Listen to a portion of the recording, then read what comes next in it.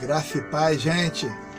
Continuando aqui, para constar a nossa quarta parte da nossa aula de livros históricos. Nós estávamos falando ali sobre Jeú, quando se tornou rei sobre Israel. E assim vai continuando a história bíblica em 2 Reis sobre os reis. Coisa que se repete no livro de 1 Crônica e de 2 Crônicas. Entendeu? Bem, algo que acontece é quando chega no capítulo 17 de 2 Reis, nós vamos ter o cativeiro de Israel. É quando Israel, reino do norte, é levado para o cativeiro do Império Assírio. É levado para esse cativeiro, né? E desse cativeiro acaba-se o reino do norte, chamado de reino de Israel. Aí, irmãos, no capítulo 22 vai aparecer o rei Josias. Pastor Charles, o que tem o rei Josias? Né? Tá aqui embaixo, aqui, ó, contando os reis do Reino do Sul, reino de Judá. 1, 2, 3, 4, 5, 6, 7, 8, 9, 10, 11, 12, 13, 14, 15, 16. O rei Josias foi o 16º rei do Reino de Judá, Reino do Sul, né? E temos aí o rei Josias. O avô de Josias foi o rei Manassés. Está aí na listagem. Manassés foi um rei muito mau, derramou muito sangue inocente, bagunçou o negócio todo. Um rei que passou os seus filhos, queimou eles no fogo, oferecendo eles, né, a Moloque, ao qual eles queimavam as criancinhas. Olha que coisa triste. Esse foi o avô de Josias.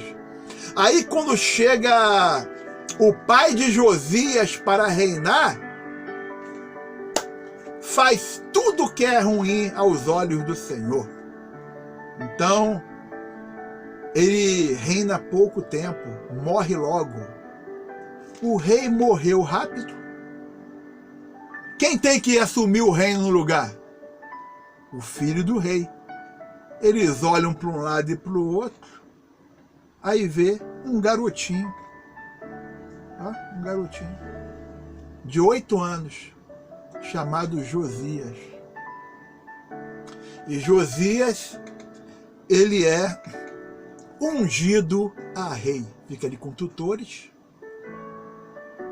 E se você ler o capítulo 22 em diante, irmão, você vai ver que o negócio estava feio.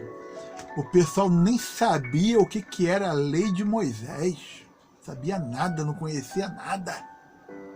Não sabia o que era a lei de Deus. O pessoal não tinha conhecimento da Bíblia deles, que era a Bíblia judaica, né, chamada de Tanakh. Não tinha conhecimento. Olha que situação. Aí Josias começa a consertar o templo. Eles acham o livro da lei. Quando ele lê, ele rasga as suas vestes. Fala: rapaz, estamos todo mundo perdido, longe de Deus. Manda consultar o Senhor. Daí o Senhor fala: se obedecer, se acabar com a idolatria, tudo vai dar certo. E o que acontece? Josias faz um avivamento, um retorno para Deus em todo o seu reino. E quando ele acaba de purificar, de derrubar altares, postes ídolos, bosques de Baal, ele olha e do outro lado lá está a área do Reino do Norte, Ele entra lá, sai derrubando tudo também de Baal, vai até Betel. Se lembra que em 1 Reis, capítulo 13, foi lá o profeta de Judá, Betel, na época lá de Jeroboão I, e profetiza que iria nascer um rei chamado Josias, que iria purificar aquele lugar todo, ia queimar os ossos do sacerdote sobre aquele altar lá em Betel.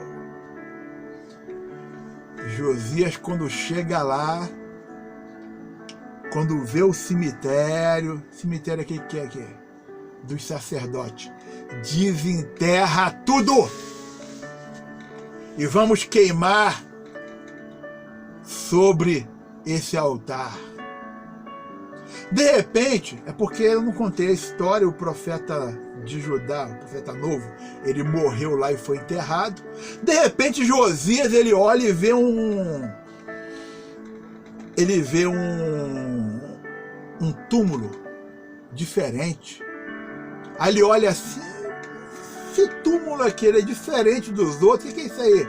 Oh, rei Josias, esse aqui foi do profeta que profetizou que o rei iria nascer. E deu teu nome Josias. Aí o rei Josias olhou, ó, nem bota a mão, hein?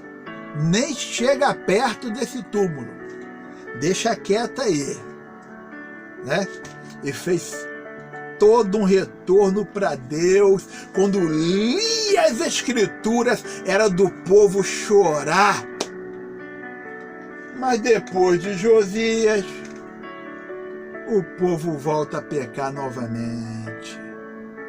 E quando chega no capítulo 25, o último capítulo de 2 Reis, nós temos a queda de Jerusalém e o cativeiro de Judá.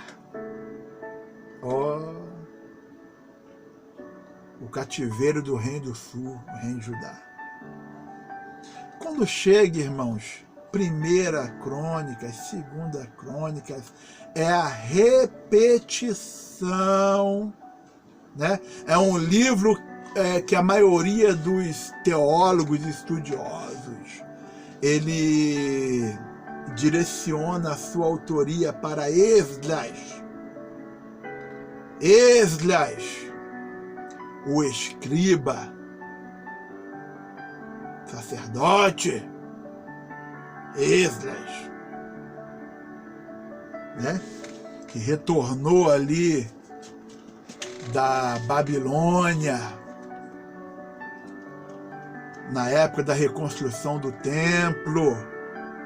Isso é uma história que depois a gente conta em outro período, ok? E é interessante que 1 e 2 Crônicas, eles são livros que eles contam a história amenizando as questões da pecaminosidade, as questões mais terríveis não são contadas, são postas para fora, né, de 1 e 2 Crônicas. Mas quando você chega em 1 Crônicas, nós temos uma genealogia, uma questão de descendência, um negócio assim bem completinho, né? Aparecem os descendentes de Adão, os descendentes dos filhos de Noé, os descendentes de Sem, os descendentes de Ismael, filho de Abraão com Agar, os descendentes de Abraão e Quetura ou Quetura, descendentes de Esaú, os descendentes de Seir, reis e príncipes de Edom. Quando chega no capítulo 2 de 1 Crônica, temos descendentes de Jacó, descendentes de Judá. No capítulo 3, os filhos de Davi. Também no capítulo 3, os descendentes de Salomão. No capítulo 4, os descendentes de Judá, descendentes de Simeão. Vem toda a listagem bonitinha, completinha, irmão, pra gente, né? Capítulo 5 continua, os descendentes de Ruben, de Gaden. A história das tribos transjordânicas. Capítulo 6, descendentes de Levi, os cantores levitas, descendentes de Arão, as cidades dos levitas. E assim continua, irmão. No capítulo 9, nós temos habitantes de Jerusalém depois do cativeiro. Entendeu? Aí aparece no capítulo 10, aí começa a história. A derrota de Israel e a morte de Saul, a sepultura de Saul, né? Capítulo 11, Davi é ungido rei. Aí no capítulo 11 vem os valentes de Davi. Capítulo 12, o exército de Davi. Capítulo 13, Davi se dispondo a trazer a arca para Jerusalém. Capítulo 14, os filhos de Davi que nasceram em Jerusalém, está lá no versículo 3 ao versículo 7. Né? Então vem contando toda a história de Davi. Vai embora. Vem toda as funções dos cantores, cantoras, toda a organização, né? No capítulo 28 de 1 Crônica, Davi apresenta a Salomão como seu sucessor. Ainda no capítulo 28, Davi dá a Salomão a planta do templo. Quando chega a 2 Crônicas, é Salomão oferecendo sacrifícios ao Senhor. Salomão pedindo sabedoria a Deus. As riquezas de Salomão. Capítulo 3, Salomão edifica o templo.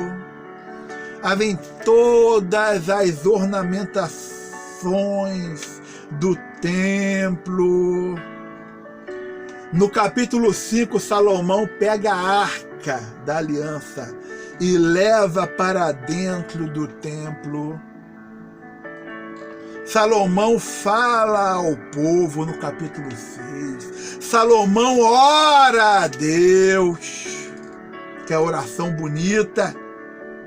Capítulo 7, a glória de Deus enche o templo. Ainda no capítulo 7, a aliança do Senhor com Salomão. E assim tem a continuidade. Aí vem a divisão, né? A divisão do reino, o reino dividido, a continuação todinha, né? O livro de 1ª e 2ª Crônicas é um relato abençoador. Amém? Então eu paro por aqui hoje, nessa nossa terceira aula de livros históricos, e que o Senhor continue nos abençoando grandemente em o nome do Senhor Jesus. Amém? Grande abraço, graça e paz em Jesus.